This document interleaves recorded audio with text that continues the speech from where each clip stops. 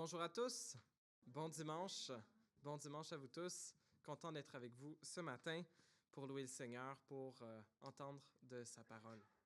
On commence aujourd'hui les chants de Noël et on commençait aujourd'hui aussi, on commence une série spéciale pour le temps des fêtes, pour le temps de Noël, comme on a tendance à le faire à chaque année. Et on va c'est ça, on va avoir une série de Noël pour les 4 prochains dimanches, le 4, 11, 18 et 25 décembre, le jour de Noël. On va être ici dimanche matin. Alors, la fête de Noël n'est pas nécessairement importante pour tout le monde. Même comme chrétien, on n'a pas l'obligation de fêter Noël. Alors, moi, je suis né au Québec, j'ai grandi au Québec, donc ça va un peu de soi pour moi que de célébrer Noël, puis dans l'Église de célébrer Noël. Certains d'entre vous venez d'ailleurs dans le monde où la fête de Noël, le 25 décembre, n'est pas nécessairement quelque chose qui est une pratique ou une coutume, ou ça peut être associé à toutes sortes de le consumérisme, au Père Noël, à toutes sortes de choses qui... on n'est pas en train de célébrer la venue du Messie, la venue du Sauveur. Mais on trouve comme Église que ça vaut la peine de profiter de cette occasion. Le monde entier nous parle de Noël, où toutes les annonces nous parlent de Noël, où les centres d'achat sont décorés en Noël. On se dit, s'il y a bien 2 moments dans l'année où ça vaut la peine de suivre de façon raisonnable les tendances du monde puis de la publicité dans les centres d'achat, c'est bien à Noël et à Pâques. On n'a pas besoin de faire un grand cas de la Saint-Valentin et de la Saint-Patrick et la fête des mères, des pères. Bon, ça peut dépendre. L'Action de grâce aussi, c'est une bonne question. On n'est pas ici pour vendre quoi que ce soit ou pour vous encourager à consommer, si ce n'est que de consommer Jésus et la foi en lui, le Sauveur que Dieu nous a envoyé. Donc, la série de 4 messages qu'on va regarder dans les prochaines semaines, on l'a intitulé « 4 cadeaux de Noël pour un monde en besoin ». Notre monde a de grands besoins. Certains en sont très conscients, d'autres ne le sont vraiment pas. Mais on va regarder 4 besoins de notre monde que Dieu est venu combler dans la personne de son Fils Jésus, en nous envoyant Jésus, un rappel précieux pour nous dans ce temps des fêtes. On va regarder la semaine prochaine comment Jésus est venu apporter la joie pour un monde attristé. Dans 2 semaines, comment Jésus est venu apporter le pardon pour un monde condamné. Le jour de Noël, on va voir comment Jésus est venu apporter l'unité pour un monde divisé. Et ce matin, comment Jésus est venu apporter la paix pour un monde anxieux. La paix. N'est-ce pas que nous cherchons tous la paix? C'était d'ailleurs la salutation de base des Juifs. Shalom, paix, que la paix de Dieu soit avec toi. Et nos amis arabophones aussi se saluent d'une façon similaire. Salam alaikum, que la paix soit avec toi. Et on répond alaykum salam, que la paix de Dieu soit avec toi. Ce que Jésus est venu nous apporter est bien plus qu'une salutation, quoiqu'elle soit riche en signification. Jésus est venu apporter une paix pour un monde anxieux. J'ai divisé le message en 2 sections ce matin. La première, c'est qu'on a des bonnes raisons d'être anxieux, que notre monde a de bonnes raisons d'être anxieux. Puis la deuxième, c'est que Jésus est venu apporter à Noël la paix divine. Il nous invite à goûter à la paix de Dieu. Oui, même dans ce temps de Noël. On a des bonnes raisons d'être anxieux. Tout d'abord parce que la vie peut être difficile. De plus en plus dans la société, particulièrement chez les jeunes, il y a une montée progressive de l'anxiété. À peu près la moitié le quart des générations Z s'identifie comme ayant un problème d'anxiété, un trouble avec l'anxiété. Et on regarde les générations et plus les gens sont vieux, moins ils ont tendance à être anxieux, mais plus ça descend, plus c'est quelque chose de générationnel. Les taux d'anxiété augmentent plus les gens sont jeunes. Et c'est très, très commun chez nos ados aujourd'hui.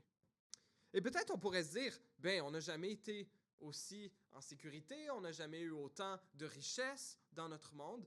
Et peut-être que c'est vrai de certaines façons, mais on n'a jamais été aussi anxieux non plus. Les gens craignent toutes sortes de choses, on craint toutes sortes de choses. Une des plus grandes raisons, une des plus grandes inquiétudes des gens, c'est les inquiétudes financières, la peur de manquer d'argent. Et probablement que cette année, c'est une des plus grandes craintes des gens. L'instabilité financière, le renouvellement des hypothèques à des taux beaucoup plus élevés, la montée des prix, la flambée des prix à l'épicerie et un peu partout. Le portefeuille est quelque chose qui a toujours inquiété les gens et qui peut-être encore dans cette saison dans laquelle nous nous trouvons est encore plus présente aujourd'hui. Il y a la guerre en Ukraine qui est toujours pas finie, qui en inquiète plusieurs. Pour certains d'entre vous, c'est proche de chez vous ou proche de certains de vos bien-aimés. D'autres, on voit qu'il y aurait la possibilité d'une escalade, des tensions entre la Russie et entre l'OTAN. Y a-t-il la menace d'une guerre nucléaire? Je ne sais pas. Il y a les changements climatiques qui s'accélèrent et le fait qu'on nous dit que ça va coûter de plus en plus cher, que ça va être de plus en plus difficile, les effets des changements climatiques. Avez-vous assez de raisons d'avoir peur? J'en ai d'autres. La peur de la maladie, de développer un cancer, des conditions de vie qu'on va avoir dans notre vieillesse. Certains d'entre nous, c'est très lointain, d'autres, on y approche, d'autres, on est dedans. Quel genre de conditions de vie on va avoir avec la maladie, avec les gens autour de nous qui partent? L'inquiétude par rapport à est-ce que je vais être capable d'avoir des enfants? Est-ce que et si j'ai des enfants, le futur de mes enfants, peut-être maintenant ce qu'ils vivent ou les craintes pour qu'est-ce qui va leur arriver plus tard pour leur vie adulte ou quand on sera mort comme parents. On peut aussi, évidemment, craindre l'inévitable pour tous, notre propre mort. Qu'y a-t-il après la mort? Est-ce que je peux avoir l'assurance que je serai avec Dieu?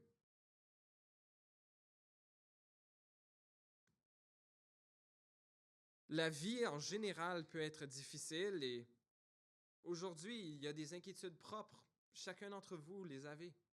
Vous les connaissez, le Seigneur les connaît. Peut-être même qu'il y en a que vous ne connaissez pas, mais que votre corps les reconnaît. Autant que la vie en général peut être difficile, mais le temps de Noël aussi peut être difficile. Noël peut facilement ne pas être un temps de paix pour toutes sortes de raisons. Le fait qu'on peut avoir plein d'obligations familiales et professionnelles qu'on n'a pas nécessairement envie de devoir remplir. Ah oui, il va y avoir des vacances, mais ça va être un rush avant, puis ça va être un rush après. Ou bien on doit assister à des réunions de famille où beaucoup n'ont pas le goût d'être là. Où on ne s'entend pas nécessairement très bien, où il y a des conflits non résolus, il peut y avoir des gros enjeux non résolus. On est obligé de passer du temps avec des gens avec qui on n'a pas le goût de passer du temps. Qu'on a l'impression de devoir impressionner les autres par notre vie et donner l'impression que tout va bien et que notre vie est un succès alors qu'on peut se sentir complètement le contraire. On peut ressortir de ces temps émotionnellement vidés ou même qu'on sent qu'on a été de nouveau agressé par des gens de notre entourage et qu'on a du sérieux décantage à faire. Le temps de Noël amène son propre lot de stress financier aussi, avec les gros repas auxquels on sent qu'ils sont obligatoires, les restos, les grosses bouffes, etc., les cadeaux, les dépenses qui vont mettre beaucoup de pression et de stress sur nos finances alors que les cartes de crédit se remplissent et qu'on va devoir commencer à les payer au mois de janvier. Le temps de Noël peut aussi être, pour ceux qui ont vécu un abus ou une négligence particulière, le rappel traumatique d'un événement douloureux. Le temps de Noël peut est aussi pour plusieurs un moment de profonde solitude et de détresse. Alors que dans les films de Noël, que dans les publicités de Noël, on voit tous les gens qui ont l'air d'avoir une vie parfaite en famille, avec les bons repas parfaits, qu'on nous vend l'imaginaire de Noël magique dans la joie et la paix en famille. Et certains sont seuls à Noël. C'est pas pour rien que le taux de suicide augmente le jour de Noël. Alors que plusieurs ont l'impression que tout le monde a des amis et de la famille, et dans des épisodes dépressifs, peuvent être prompts à faire une tentative. Pour certains d'entre nous aussi, le temps de Noël est un temps de deuil profond. Alors qu'on peut être saisi par le fait qu'une personne bien aimée n'est plus là pour la première fois et ne le sera plus jamais ici sur Terre. Ou toujours un rappel douloureux des bons souvenirs passés avec de nos bien-aimés, avec qui nous ne vivrons plus jamais de Noël ici-bas. On a des bonnes raisons d'être inquiets. On a des bonnes raisons de vivre de la détresse. Mais Dieu veut nous offrir, dans ce temps de Noël, à goûter à sa paix.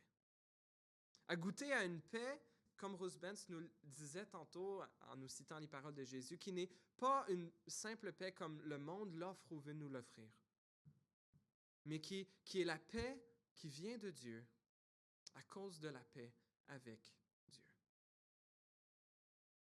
Verset que Ruth Benz nous a lu tantôt, on ne s'est pas consulté, mais il savait qu'il serait question de paix. Une prophétie que Dieu a prononcée par la bouche du prophète Ésaïe. Prophétie que le prophète Ésaïe a faite au roi Akaz, roi de Juda, plusieurs siècles avant la naissance de Jésus, alors que le roi Akaz faisait face à la menace pour lui et son royaume de Juda, à l'alliance entre le roi du nord, Israël, avec le roi de Syrie. Et Dieu lui a donné une prophétie au roi Akaz, une prophétie pour son temps, qu'un enfant d'Ésaïe allait servir de signe, qu'il n'avait pas besoin de craindre la menace de ses rois. Mais encore plus que simplement une prophétie d'un enfant pour son temps, cette prophétie était l'annonce d'un autre enfant à venir. La venue d'un enfant dont l'effet serait bien plus grand et qui résonnerait non pas qu'à l'époque du 6e siècle environ avant la naissance de Jésus-Christ, mais dont les conséquences seraient pour toutes les époques qui suivent et résonneraient jusque dans l'éternité. Par la bouche du prophète Isaïe, Dieu annonçait, Isaïe 9,5, « En effet, un enfant nous est né, un fils nous a été donné, et la souveraineté reposera sur son épaule. On l'appellera merveilleux conseiller, Dieu puissant, Père éternel, Prince de la paix. » Celui qui apporte la paix à son monde inquiet, à son monde en guerre, à son monde anxieux. Oui, nous avons de bonnes raisons de vivre de l'inquiétude, mais nous avons encore de meilleures raisons de goûter à la paix de Dieu dans le temps de Noël. Un des versets bien connus qui, dans les récits de la nativité, de la naissance de Jésus, est lorsque les anges apparaissent aux bergers quelques heures après la naissance de Jésus, qui leur annoncent que le Messie est né à Bethléem et leur disent comment ils vont pouvoir le reconnaître, et qu'une foule d'anges de l'armée céleste se joint à l'ange qui a fait ce message aux bergers, et les anges adressent des louanges à Dieu en disant « Gloire à Dieu dans les lieux très hauts, paix sur la terre et bienveillance parmi les hommes. » Ou paix sur la terre parmi les hommes que Dieu agrée, parmi les hommes, les hommes et les femmes que Dieu aime. Les anges sont venus chanter gloire à Dieu et paix sur la terre. Jésus venait pour apporter la gloire à Dieu et la paix pour les êtres humains. Et la source de toute paix que nous pouvons expérimenter doit commencer, ne peut que commencer que par la paix avec Dieu. Si nous voulons goûter à la paix de Dieu dans ce temps de Noël, nous devons d'abord goûter à cette première paix, à la paix avec Dieu. Et sans celle-ci, toutes les autres paix sont factices, fausses, sont ultimement que des mensonges.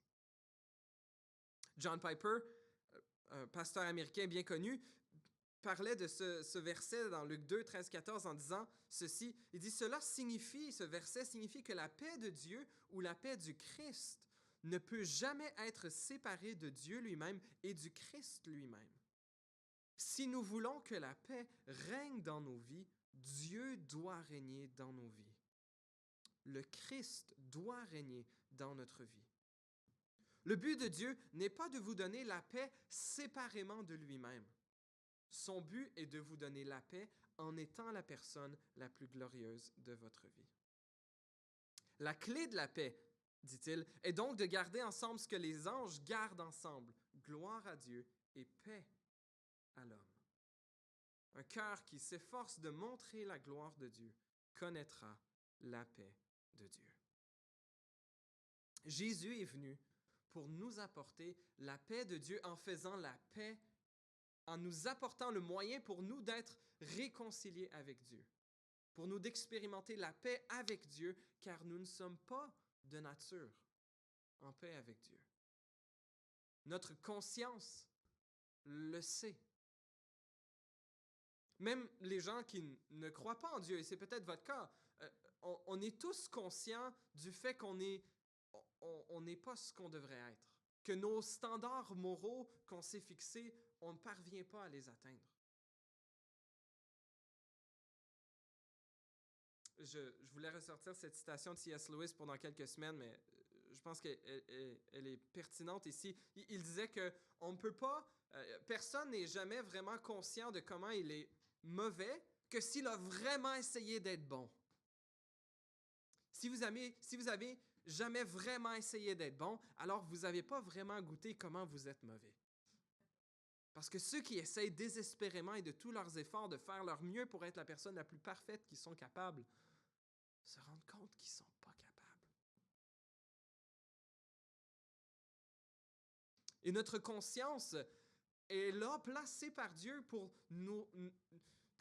nous accuser de nos péchés, nous laisser savoir que nous ne sommes pas naturellement en paix avec Dieu, que nous avons besoin de faire la paix avec Dieu. Et notre instinct est donc de chercher à pallier à ce mal en faisant le mieux qu'on peut, en espérant que nos meilleurs efforts seront suffisants. Mais ce que Jésus est venu faire, il est venu combler le gouffre que nous ne pouvons combler par nous-mêmes. Nos péchés sont si grands et la sainteté de Dieu si glorieuse que c'est impossible pour nous, par nos propres efforts, de faire la paix avec Dieu. Il fallait que Dieu vienne lui-même payer notre dette. Dans Romains, chapitre 5, verset 1, l'apôtre Paul dit ceci, alors qu'il est dans cette longue explication de comment nous pouvons être justifiés, comment nous pouvons être déclarés justes devant Dieu, comment nous pouvons être pardonnés de nos fautes. Et il a répété dans les chapitres 3 et 4 que c'est par la foi en Jésus. Non pas par nos œuvres, nos capacités, mais simplement par la foi dans l'œuvre de Jésus. Et il répète Romains 5.1, « Ainsi donc, déclarés justes sur la base de la foi, nous avons la paix avec Dieu par l'intermédiaire de notre Seigneur Jésus-Christ. » Le remède pour notre honte et notre culpabilité n'est pas d'essayer plus fort, mais de nous confier en l'œuvre de Jésus.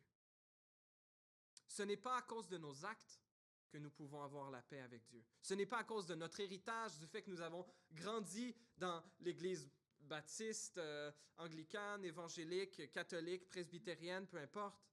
Ce n'est pas par nos accomplissements ou notre curriculum vitae par lequel nous allons tenter d'impressionner des membres de famille dans le temps de Noël. Le seul moyen pour nous d'avoir la paix avec Dieu, c'est de saisir par la foi son Fils Jésus. Le remède pour notre honte et notre culpabilité ne se trouve pas en nous-mêmes, chers amis, il se trouve à l'extérieur de nous-mêmes, en celui qui peut nous donner la justice de Dieu, c'est-à-dire Jésus. C'est-à-dire également, chers amis, que pour toute la honte et la culpabilité que nous pouvons continuer à vivre comme croyants, le remède à ça n'est pas d'essayer encore plus fort. Oui, nous sommes appelés à la repentance, mais à la foi. À retourner à cette même croix, le seul moyen pour nous d'être pardonnés, le seul moyen pour nous d'être lavés. On partageait le repas du Seigneur parce qu'on a besoin de se rappeler que c'est par la mort et la résurrection de Jésus que nous sommes lavés de nos fautes. C'est le seul moyen. Et c'est toujours le seul remède pour notre honte, chers amis. Certains d'entre nous, on peut sentir la honte pour notre semaine, pour notre passé, pour notre enfance. Et on peut sentir que peut-être oui, que Dieu m'a pardonné, c'est quelque chose que je répète une fois de temps en temps, mais que moi, je sens que je ne peux pas me pardonner. Dieu ne t'invite pas à te pardonner. Dieu t'invite à mieux que ça. Dieu est le juge. Dieu est le saint. Dieu est le tout-puissant et le glorieux. Et si par Jésus, lui, te déclare pardonné, alors tu peux lui faire confiance. Tu n'as pas besoin de te pardonner lui-même, toi-même, mais croire que c'est vrai. Croire que Dieu t'a pardonné. On n'a pas besoin de plus de pardon de nous-mêmes, mais on a besoin de plus de foi dans la vérité et la puissance de l'Évangile. De manière similaire, peut-être que tu te sens souillé. Pas juste pour tes propres actes, mais pour ce que d'autres t'ont fait. Pour les abus que tu as subis. Pour comment tu as donné ton corps ou ton âme, ou qu'on a pris ton corps ou ton âme et qu'on en a abusé. Jésus a subi à la croix la honte à ta place pour te revêtir maintenant d'une nouvelle identité. Et peu importe ce que tu penses de toi-même, ce n'est pas ça qui a de la valeur. C'est ce que Jésus déclare de toi maintenant. Mon frère, ma sœur, enfant de Dieu, bien-aimé, racheté, Dieu te déclare maintenant, par la foi en Jésus, saint, pur, mis à part pour lui, lavé de tes fautes et lavé du mal qu'on t'a fait. La paix avec Dieu, c'est la paix dont nous avons d'abord besoin. Une paix qui nous libère ensuite de la pression de la performance. Des performances par rapport à nous-mêmes ou la performance aux yeux des autres, ou les performances peut-être particulières de Noël, de produire la meilleure fête de Noël, ou de trouver les meilleurs cadeaux, ou d'être capable de prendre les meilleures photos, ou de créer les meilleurs souvenirs pour les enfants, de préparer la meilleure nourriture. Jésus a été parfait à ta place. Tu n'as plus besoin d'être parfait. Tu n'es pas capable de toute façon. Tu peux faire de ton mieux et te confier en Dieu pour le reste. Tu es libéré du poids de la perfection. Deuxièmement, la paix avec Dieu par le pardon de nos fautes va aussi engendrer en nous. Dieu veut accomplir ceci en nous, la paix face à l'avenir, parce que Dieu est près de nous. C'est vrai que nous ne savons pas ce que nous réserve l'avenir. En fait, il y a certaines souffrances garanties. Jésus nous a garanti la persécution. On sait qu'il va y avoir la mort. Il va y avoir des difficultés. Je vous rappelle ce verset que Rose Benz nous a lu tantôt dans Jean 16, 33, où Jésus nous a dit « Je vous ai dit cela afin que vous ayez la paix en moi. Vous aurez à souffrir dans le monde, mais prenez courage, j'ai vaincu le monde. » Dieu est avec nous. Un peu plus loin dans Ésaïe, chapitre 41, verset 10, Jésus dit ceci à son peuple Israël et par extension à ceux qui sont maintenant son peuple dans la nouvelle alliance, à toute l'Église. Il nous dit « N'aie pas peur, car je suis moi-même avec toi. Ne promène pas des regards inquiets, car je suis ton Dieu. Je te fortifie. Je viens à ton secours. Je te soutiens par ma main droite, la main de la justice. Peut-être qu'on peut regarder, entendre ces paroles et dire, Seigneur, tu as peut-être promis que tu es avec moi, que tu seras avec nous, mais franchement, souvent, je n'ai pas l'impression que c'est vrai.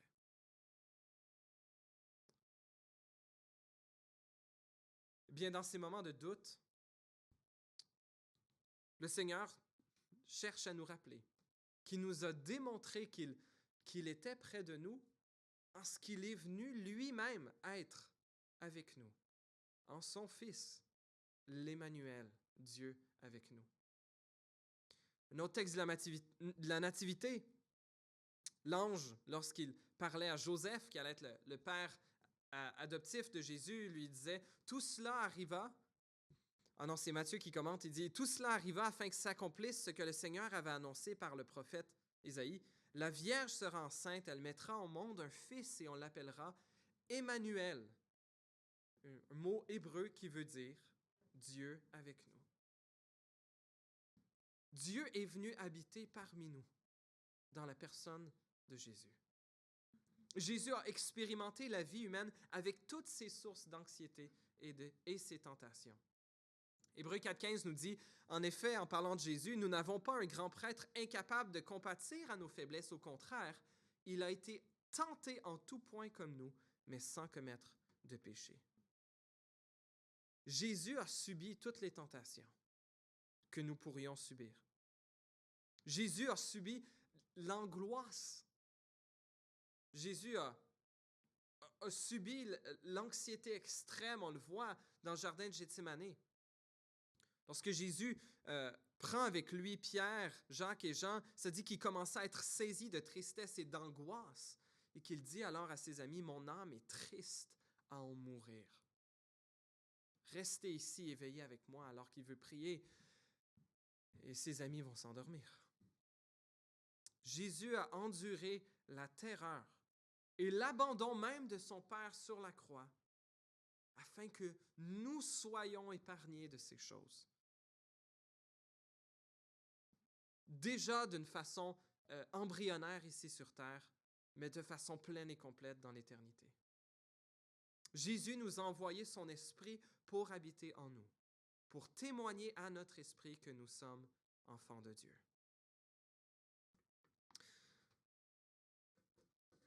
Peut-être le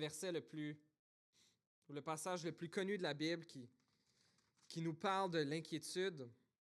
Il y aurait le Sermon sur la montagne, Matthieu 6, je crois, mais il y a aussi ce texte dans Philippiens,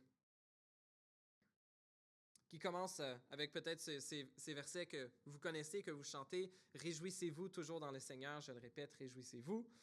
Deuxièmement, que votre douceur soit connue de tous les hommes. Le Seigneur est proche.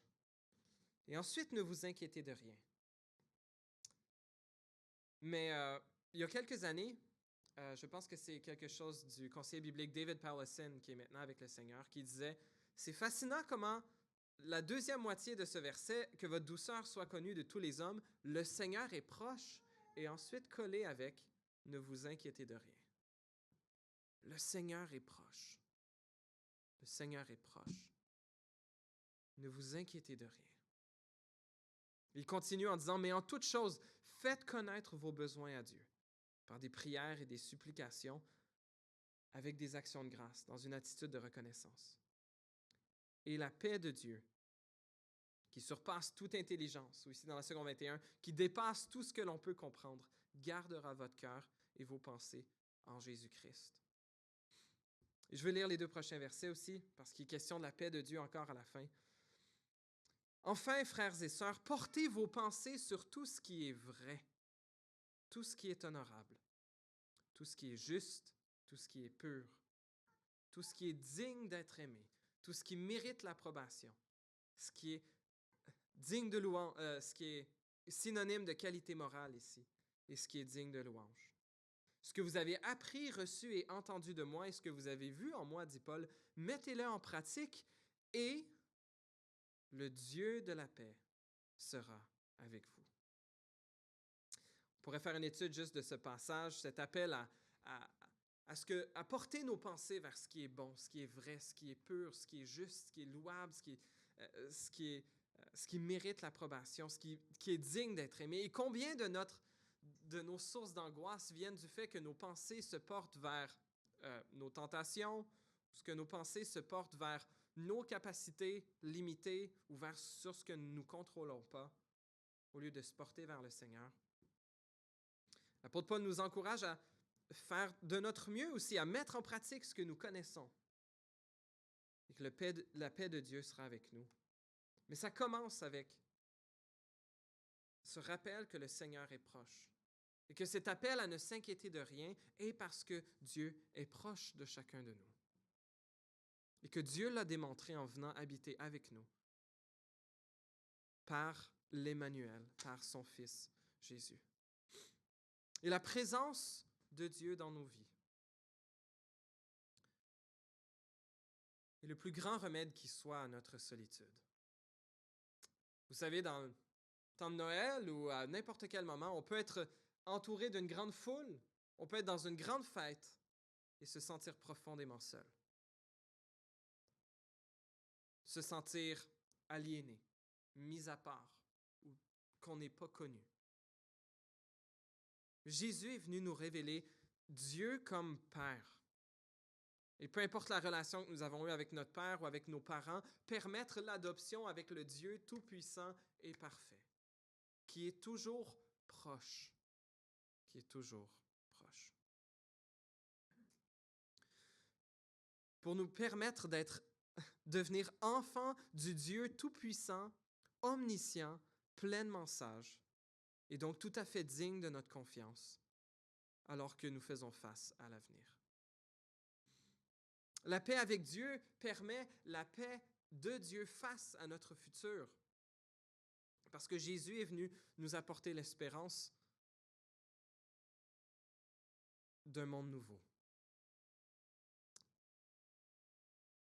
La Bible nous dit que le Seigneur Jésus va revenir et que en ce jour, il va juger le monde, qu'il va juger les êtres humains et que Jésus va recréer le monde. Et j'ai trouvé cette magnifique citation de John Piper, encore une fois, que je voulais vous partager, qui disait que le message de Noël du Christ pour vous ce matin est que ce qui est bon et précieux dans votre vie ne doit jamais être perdu. Et que ce qui est mauvais et indésirable dans votre vie peut être changé. Tout ce qui est bon et précieux dans votre vie ne doit jamais être perdu. Le ciel ressemblera de nombreuses façons. Toutes les joies que nous avons expérimentées ici sur Terre, nous goûterons à des joies similaires et probablement encore plus grandes, plus glorieuses dans la présence du Seigneur. Et tout ce qui est mauvais et indésirable dans notre vie peut être changé ou sera éventuellement détruit. Ça m'amène à cette troisième expérience de la paix avec Dieu, la paix de Dieu face à notre avenir et maintenant la paix que justice sera faite. La paix que justice sera faite. Beaucoup de gens entretiennent des inquiétudes, l'anxiété, un manque de paix dans leur cœur à cause d'un profond sentiment d'injustice qui demeure. Le sentiment d'injustice qui est le reflet de l'image de Dieu en nous. Le sentiment que vous avez vécu une injustice qui n'a pas été résolue ou que quelque part ou partout dans ce monde, il y a de l'injustice. Jésus vient nous apporter à Noël la promesse que justice sera faite. Je lisais cette semaine un texte dans le psaume 72. Ce n'est pas nécessairement le texte naturel que j'aurais amené ici, mais je vais le faire. Un psaume qui est écrit par le roi Salomon, le fils de David, et qui était un des ancêtres du roi David.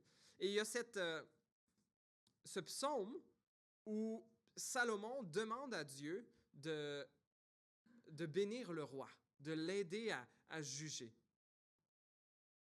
Et peut-être qu'on peut lire ce texte et avoir l'impression, wow, c'est une prière de Salomon pour Salomon, mais en fait, les psaumes sont toujours plus que ça. Lorsque les psaumes nous parlent du roi, on est appelé à avoir au moins 2 niveaux de lecture. À considérer, oui, le roi original, le roi de Juda, pour qui cela a été écrit, mais aussi à considérer celui qui allait être descendant de ce roi, et celui qui allait être le roi éternel qui siégera à jamais sur le trône de David, qui est Jésus, maintenant assis sur le trône dans les cieux. Et cette prière qui peut nous sembler vraiment d'une autre époque, d'il y a 3000 ans, est encore vraie aujourd'hui. Et même si certains langages, certaines expressions, oui, ça concerne plus le roi d'il y a 3000 ans, elle nous rappelle qu'est-ce qui nous attend dans la présence de Dieu, où toute justice sera ensuite faite. Je lis le début du psaume 72, où Salomon dit ceci, « Avec lui, nous pouvons prier. Ô Dieu, donne au roi de juger comme toi. Donne ton esprit de justice au fils du roi, qu'il juge ton peuple avec justice et les malheureux qui t'appartiennent conformément au droit. Que les montagnes apportent la paix au peuple et les collines aussi par l'effet de ta justice. Il fera droit aux malheureux du peuple. Il sauvera les enfants du pauvre et il écrasera l'oppresseur. On te craindra tant que le soleil brillera, tant que la lune éclairera de génération en génération. Le roi, sera pareil à une pluie qui tombe sur un terrain fauché, à des ondées qui arrosent la campagne. Sous son règne, le juste fleurira et la paix sera grande tant que la lune éclairera. Il dominera d'une mer à l'autre et de l'Euphrate aux extrémités de la terre. Je saute au verset 11. Tous les rois se prosterneront devant lui, toutes les nations le serviront, car il délivrera le pauvre qui crie et le malheureux que personne n'aide. Il aura pitié du faible et du pauvre, et il sauvera la vie des pauvres. Il les rachètera de l'oppression et de la violence, et leur sang aura de la valeur à ses yeux. Que le roi vive. Amen. Ce roi vient bientôt faire justice. Il vient apporter la justice de Dieu sur ce monde où nous savons pertinemment qu'il y a tant d'injustice et où nos cœurs peuvent être rongés par la colère ou rongés par l'inquiétude de ce que la justice n'est pas de ce monde. Et c'est normal. Et nos cœurs y soupirent avec raison parce que ce jour va bientôt venir. Jésus va revenir faire justice. Et Jésus, alors qu'il garantira que justice sera faite, nous invite maintenant à la paix avec les autres. Alors que nous expérimentons le pardon de Dieu et la puissance du Saint-Esprit, ils nous rendent capables de pardonner même l'impardonnable et expérimenter la fin de la rancune et de la colère. Et Dieu nous promet que le jugement tombera soit sur ceux qui auront commis l'injustice au jour de son retour, ou bien ou bien ce jugement sera tombé sur Jésus à la croix. Et que justice parfaite aura été faite et sera faite. Que nous pouvons nous confier en Dieu pour cela. Même l'incertitude que nous pouvons avoir face à ce monde, je reviens au point 2, est-ce qu'il y aura encore une planète qui sera en bonne santé dans 100, 200, 300 ans pour nos enfants, pour nos petits-enfants? Eh bien, nous savons que ce monde, peu importe nos meilleurs efforts, n'est pas le paradis. Que Dieu va recréer un monde parfait bientôt. Et peu importe les efforts que nous pouvons faire pour préserver cette planète, même si on la préservait parfaitement, on la préserverait parfaitement pour un monde encore pécheur. On a besoin de faire plus que préserver la planète. On a besoin d'espérer dans un Dieu qui va la renouveler, qui va apporter la justice, qui va amener la fin du péché. Alors, 2 réflexions, 2 applications en conclusion. pour faire nôtre cette paix que Dieu veut nous apporter dans ce temps de Noël. Mais je nous invite à prendre des moments pour nous arrêter. À prendre des moments pour cesser la course. Peut-être la course qui s'accentue ou qui s'accélère dans le temps de Noël, pour noter nos sources d'angoisse, peut-être les écrire et les apporter à Dieu dans la prière, comme l'apôtre Paul nous encourage à le faire dans Philippiens 4. Elles sont peut-être plus nombreuses que l'on pense, mais souvent, quand on les écrit, on peut se rendre compte qu'elles sont moins nombreuses que ce que l'on pense. Et on veut les déposer aux pieds de Dieu, lui exprimer notre confiance, que nous ne sommes pas capables de gérer ces choses, mais que nous voulons lui faire confiance que lui peut les gérer et qu'il nous aide à faire les pas d'obéissance que nous pouvons faire. Si on est stressé pour nos finances, il y a peut-être des pas que l'on peut faire pour chercher moins notre identité dans nos possessions, dans la richesse qu'on veut faire miroiter, et peut-être vivre plus simplement. Demander la grâce au Seigneur de voir les petits pas d'obéissance que nous pouvons faire et être fidèles dans ces choses que le Seigneur nous démontre. Alors oui, prendre un moment pour s'arrêter, pour prier, pour méditer les richesses de la paix que Christ est venu apporter dans ce monde, mais aussi contribuer à rendre les promesses de Dieu réelles. C'est cette promesse d'une nouvelle famille, cette promesse d'un Dieu pour Père, en étant vous-même une opportunité pour briser la solitude chez ceux qui sont seuls et ceux qui seront seuls dans ce temps de Noël. Je pense particulièrement aux nouveaux arrivants autour de nous, aux immigrants dont la famille est au loin, et alors que peut-être qu'ils vont particulièrement avoir l'impression que tout le monde est en fête, tout le monde est en famille, qu'eux sont seuls. Mais pourquoi pas ouvrir votre famille? Pourquoi pas ouvrir votre maison? Et pas besoin d'avoir été ici. Vous pouvez vous-même être immigrant ou nouvel arrivant pour décider de le faire. Décidez vous-même d'être cette bénédiction pour les autres. En profitez pour lâcher un coup de fil, que ce soit le jour de Noël ou dans le temps des fêtes, à quelqu'un qui, peut-être vous êtes conscient, revit peut-être un moment de deuil, un moment de solitude. Pour ceux qui sont un peu plus traditionnels, donnez une carte de Noël, envoyez des cartes de Noël, quelque chose qu'on peut mettre chez nous, qui est l'expression du fait qu'on n'est pas oublié, qu'on pense à nous dans ce temps de Noël. En conclusion, les chrétiens, on n'a aucune garantie de ne pas avoir d'inquiétude ou de ne pas avoir d'anxiété. Mais nous avons en Jésus, en sa personne et ses promesses, les plus puissantes raisons pour expérimenter la paix maintenant et la paix dans la vie à venir. Noël ne sera peut-être pas facile cette année, mais j'espère que ce sera une occasion pour vous, peut-être au milieu de ces sources d'angoisse ou d'inquiétude, de pouvoir goûter déjà ici sur terre à la paix que Jésus est venu nous amener. Je vais vous laisser avec 2 versets, 2 bénédictions de la parole de Dieu.